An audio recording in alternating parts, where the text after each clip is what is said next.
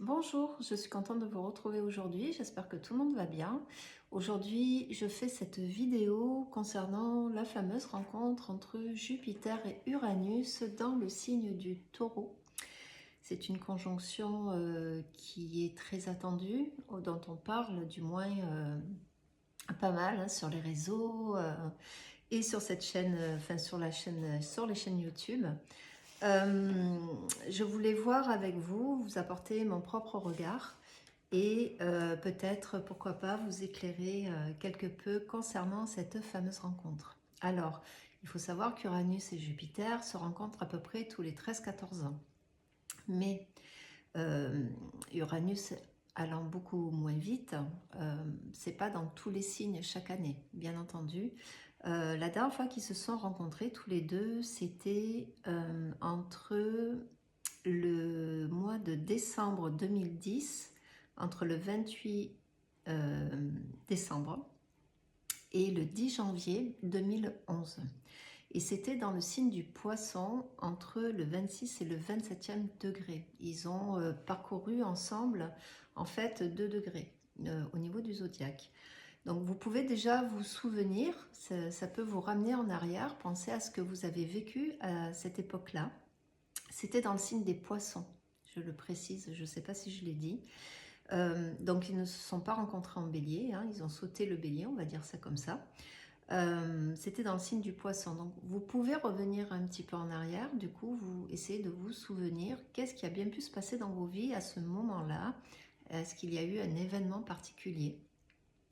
Donc on marque la fin d'un cycle, hein, puisque une conjonction, c'est-à-dire quand deux planètes se rencontrent, ensuite euh, elle continue au niveau du zodiaque. Donc ce qui a démarré dans ces fameuses années fin 2010, début 2011, cette rencontre aujourd'hui en Taureau va fermer ce cycle.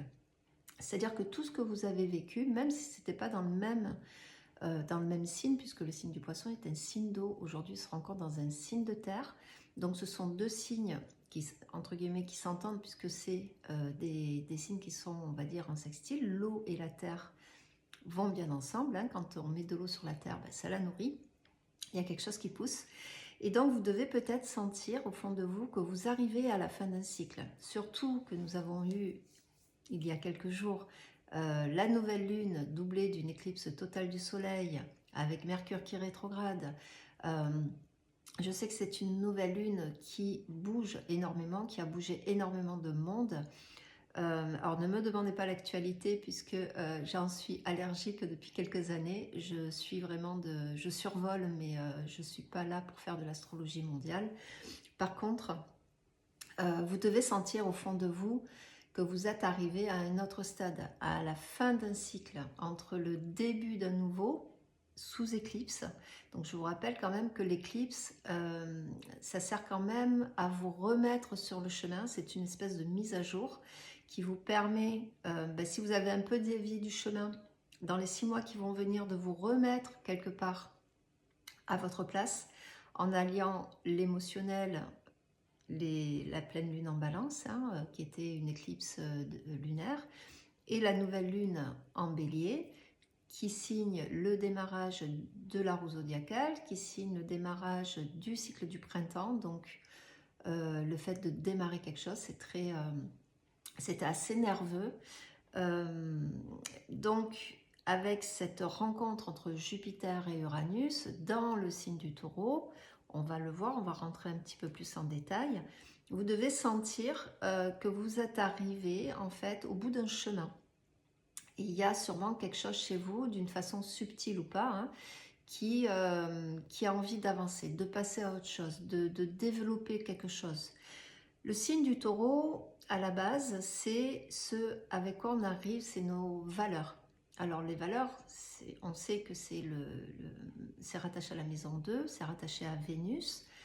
Vénus, ici, qui a rencontré Neptune, hein. En plus de ça, le maître du Taureau a quand même rencontré Neptune dans le Poisson, c'est-à-dire là, en fait, où s'est passé quasiment leur dernière rencontre avec Uranus et Jupiter. Donc c'est comme si elle venait quelque part interroger Neptune en disant, bon, Est-ce que tout a été compris, assimilé? Est-ce qu'on peut aujourd'hui avancer?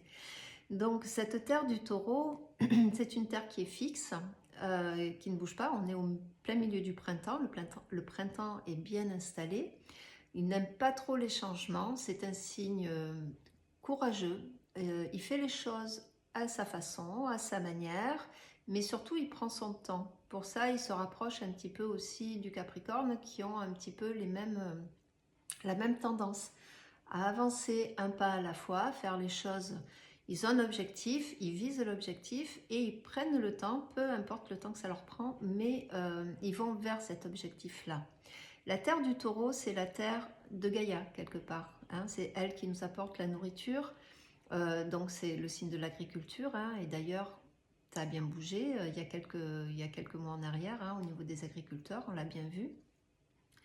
Vous avez, pardon, vous avez en termes de symboles, la terre du taureau, c'est celle qui accueille nos dons aussi. Dans le monde, un monde idyllique, on va dire presque de bisounours, ce sont les dons avec lesquels on vient, notre échelle de valeur. Et dans un monde idéal, on devrait tous vivre de nos dons en fait. Hein, mais bon, on le sait, on ne vit pas chez les bisounours. Donc, bien souvent, nos dons, on les met de côté, pour la plupart des gens du moins. On ne les exploite pas vraiment, puisque nous ne sommes pas une société où on est poussé à explorer nos dons, mais on est plutôt à travailler pour ceux qui se croient un peu plus haut que nous. Bref, passons. Donc, pour le coup, c'est la Terre qui va nous amener à exploiter ce que l'on a au fond de soi pour fructifier quelque part ces fameux dons en fait. Chez les taureaux, Uranus, il n'est pas vraiment à l'aise, hein, parce qu'Uranus, c'est quand même l'uranium, hein, c'est une planète très nerveuse, c'est le maître des Verseaux avec Saturne, qui est son second maître, enfin du moins son premier maître à la base, aujourd'hui devenu le second maître. Mais quand il est arrivé déjà en 2018 dans la Terre du Taureau, il faut savoir que je crois que le jour J, si ma mémoire est bonne, il y a 8 volcans qui se sont allumés, hein, voilà, qui ont tremblé, qui ont un petit peu craché de fumée. Donc, on va dire qu'ils se sont réveillés. Uranus, il bouscule la Terre du Taureau, puisque Uranus, il a besoin d'expérience, il a besoin d'avoir... il a besoin que ça bouge. Lui, son but, c'est justement de casser les chaînes de Saturne, hein, c'est d'aller au-delà, de chercher la liberté, la liberté de s'exprimer, la liberté d'être soi. Il faut savoir, c'est l'avant-dernier signe, hein, le Verseau est l'avant-dernier signe, c'est la maison 11. Donc ici, on est chez l'homme qui s'est défait des chaînes de Saturne et qui avance sur son propre chemin, avec ses propres convictions, ses propres idées. Alors en ça aide le taureau. Ça aide le taureau parce qu'on a souvent, c'est vrai, tendance à dire qu'Uranus dans la terre du taureau, signe fixe, alors que lui va vite et tout, c'est vrai que ça le bouscule. Mais en même temps, il y a quelque chose de l'ordre de l'éveil du taureau, c'est-à-dire qu'il y a une espèce de focus, il y a des événements qui peuvent arriver dans la vie des taureaux ou des ascendants taureaux, surtout les ascendants, hein, puisque l'ascendant, je le rappelle, c'est votre nature profonde, c'est ce que vous êtes au fond de vous. Donc, s'il y a des ascendants taureaux qui m'écoutent, ben, peut-être qu'ils pourront me laisser un petit mot en dessous de cette vidéo. Mais il y a une espèce de quête de savoir vers quoi on va. Le taureau a besoin de se mettre en sécurité. Uranus, c'est pas une planète qui met en sécurité. Par contre, il essaye, on va dire, par son parcours, de dire aux taureaux, aux ascendants taureaux, ou du moins là où vous avez votre maison en taureau, c'est de vous libérer de vos insécurités et d'aller vers un chemin vers plus de liberté. Je vous la fais assez courte. Je vous la fais assez courte.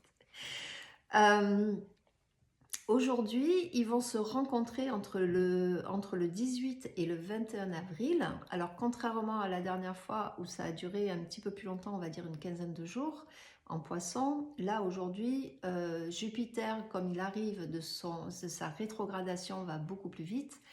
et il va rencontrer donc Uranus dans ce signe-là, mais ça va se passer, enfin la conjonction exacte, hein, la rencontre exacte va se faire au 21 degrés entre le 18 et le 21 avril, donc en 3 jours. Ça va être très rapide, mais on sent déjà, de toute façon, vu que quand même une conjonction, hein, c'est à peu près 3 degrés avant, 3 degrés après, c'est une énergie qu'on va sentir jusqu'au 25 mai environ. Donc, avec plus ou moins d'intensité, bien entendu. Hein. Jupiter, c'est la planète des Sagittaires.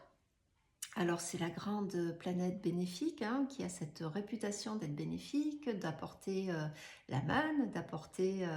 alors, selon effectivement où se passe cette rencontre, ça peut vous apporter effectivement une richesse.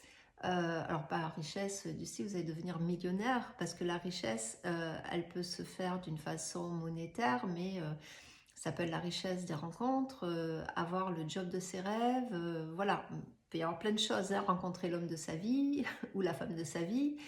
Voilà, il y a cette notion de richesse, puisque le taureau, c'est notre richesse intérieure. Donc tout ce qui se porte en termes de valeur, de richesse, détermine la symbolique du taureau.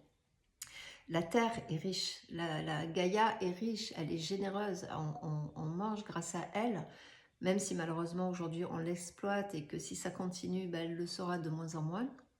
Mais en attendant, la Terre nous nourrit et est très riche en variétés, en animaux, nous y compris, on a tendance à l'oublier aussi, en phénomènes, enfin voilà, on vit sur un paradis terrestre, malheureusement qu'on abîme régulièrement encore.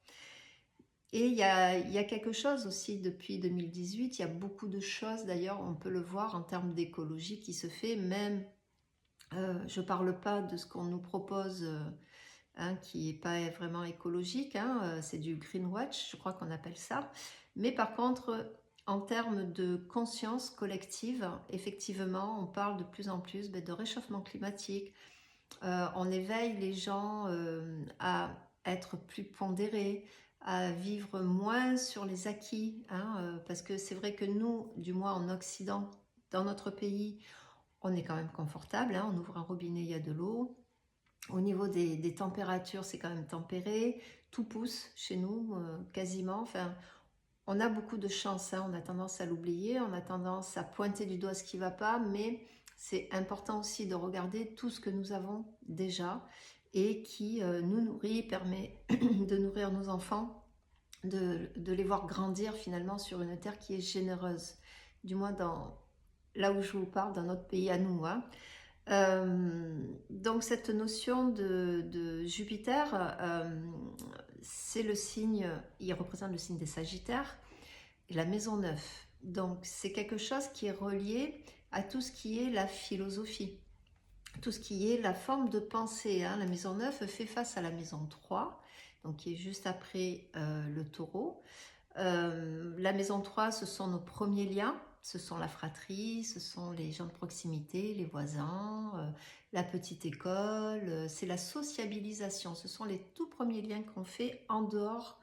Bien sûr, je ne parle pas ici du lien relié au père et à la mère, hein. Je parle plus des premiers liens extérieurs. Donc, en face à la maison 9, si vous voulez, en maison 3, on est un peu à la petite école. En maison 9, on est plus dans l'université ici. Hein. Et donc, ça se rattache à une philosophie, au voyage. Alors, le voyage, ça peut être le voyage physique, mais c'est surtout aussi le voyage intérieur. C'est comment nous évoluons. Jupiter est une grosse planète, hein, on le sait, son rayonnement, je crois qu'il est 500 fois plus important que celui de la Terre. Donc c'est pour ça qu'il a un impact, surtout quand il passe l'ascendant ou qu'il passe sur le Soleil ou sur une Vénus ou qui va vraiment réveiller et englober toute cette énergie-là. Mais Jupiter, c'est aussi, dans sa représentation, il repose aussi sur le terme de loi. Et c'est un petit peu les lois à la base qu'on devrait suivre, qu'on ne fait pas hein, la plupart du temps. Ce sont les principes, C'est-à-dire que tout ce quand vous entendez parler des lois de l'attraction, quand vous en parlez des lois qui régissent l'univers, quelque part, ça appartient au Sagittaire, ça appartient à la maison 11, à la maison 9, pardon.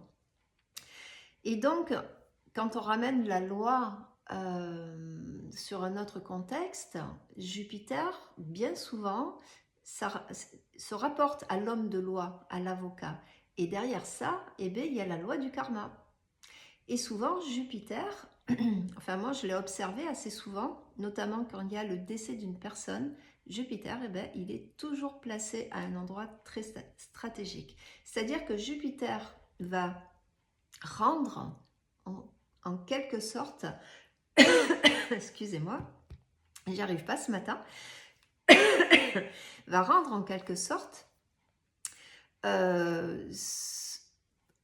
alors j'aime pas trop employer ce mot, mais je vois pas lequel vraiment employer, quelque part au mérite, mais il va faire en sorte que vous récoltiez finalement tout ce que vous avez fait de bien ou de moins bien. Mais c'est pas pour vous juger, c'est pas pour vous condamner, c'est pas voilà, c'est juste pour toucher du doigt les conséquences finalement de nos actes, puisque nous sommes, n'oubliez pas, des êtres créateurs qui vivons par projection, et à un moment donné, ça revient. Donc, ce que vous avez fait de bien va vous revenir en bien avec Jupiter, mais ce que vous avez fait de moins sympa, ça va aussi vous revenir en moins sympa. Et il intervient énormément dans les décès Jupiter. Vous voyez donc, c'est pas forcément... Il ne faut pas enfermer une planète. Une planète, ça a toujours un côté duel, comme n'importe quoi sur cette Terre, puisque nous sommes dans un monde duel. Il y a la partie lumineuse, mais il y a la partie un peu plus sombre. Donc il faut trouver le juste milieu, encore une fois. Je reviens toujours avec mes principes, mais c'est important. Alors, que pourrait finalement signifier cette rencontre? Alors, en dehors d'un début de cycle, ici, on est en train de bousculer toutes nos valeurs intérieures. Là où se trouve le taureau, ça vous ramène à votre Vénus, à votre maison 2.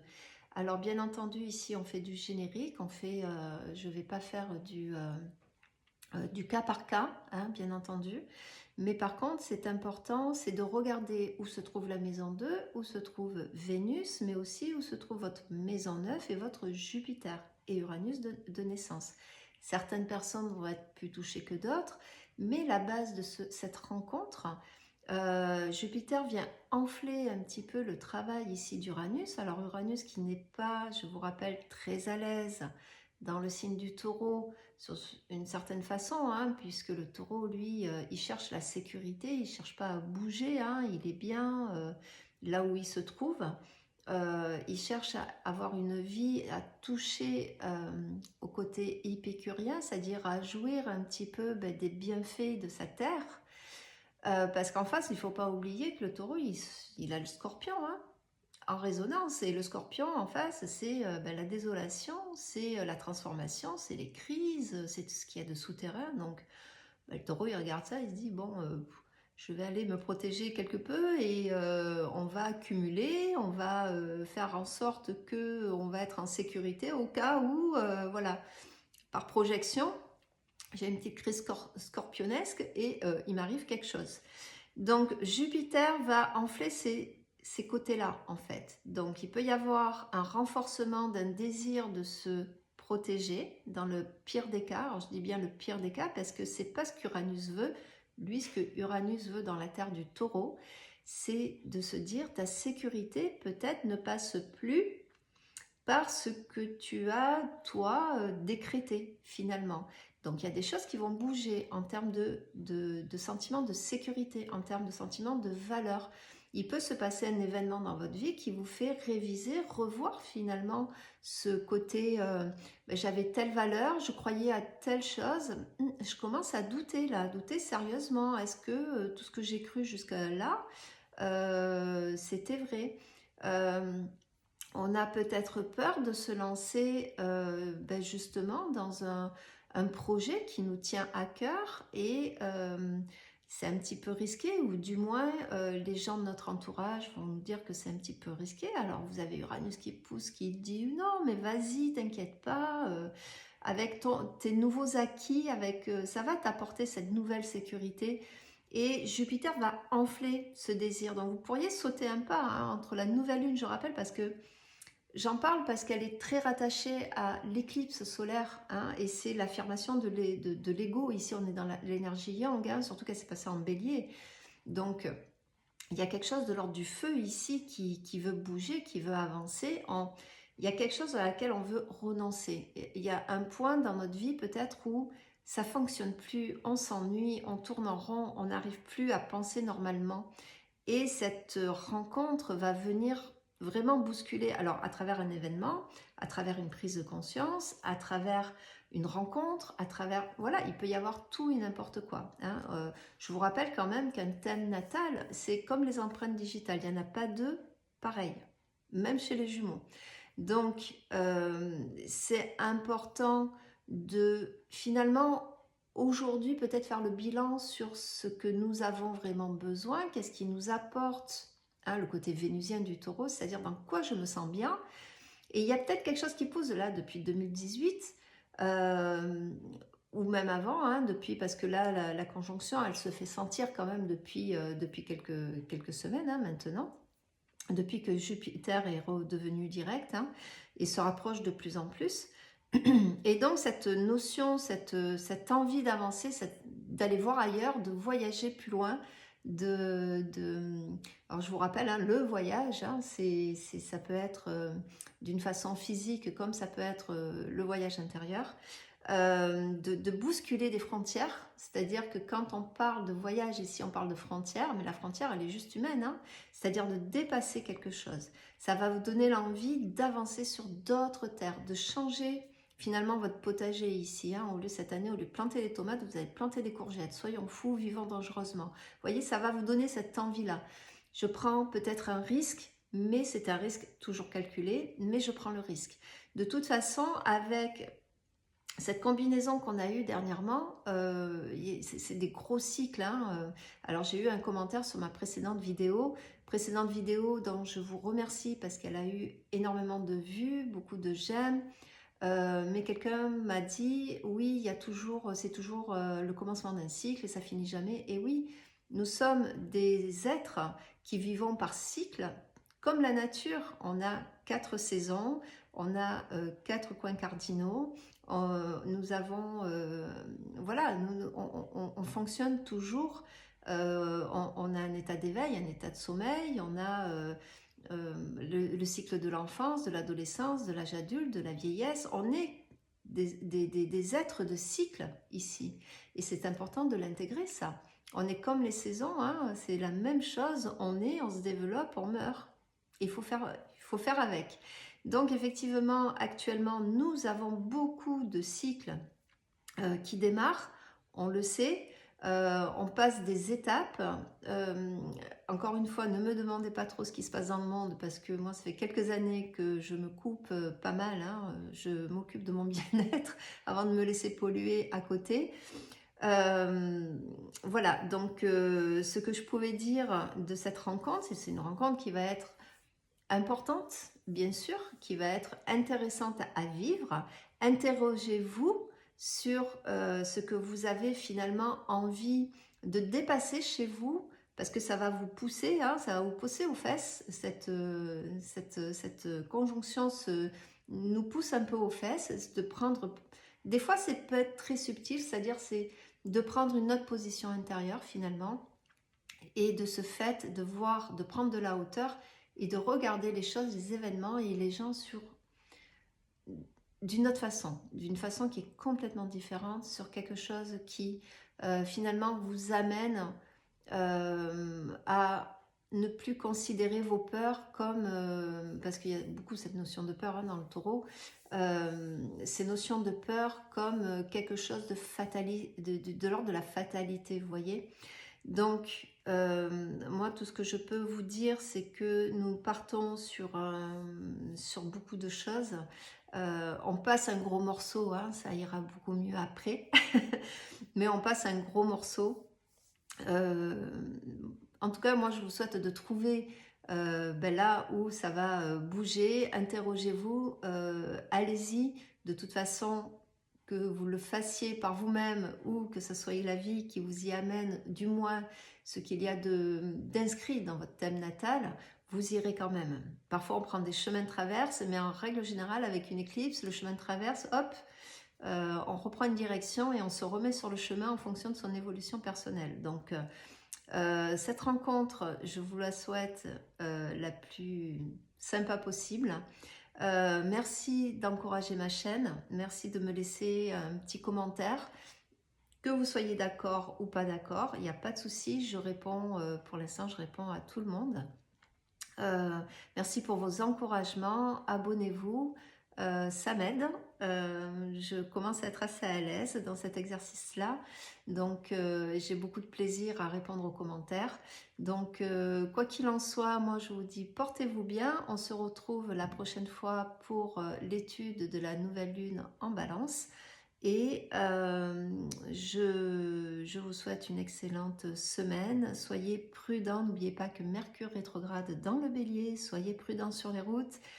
Attention à ce que vous dites, hein. Des fois ici la parole peut dépasser la pensée et derrière il y a peut-être des conséquences. Donc soyez très prudents à vous. Moi je vous souhaite une excellente journée, je vous dis à très bientôt. Au revoir.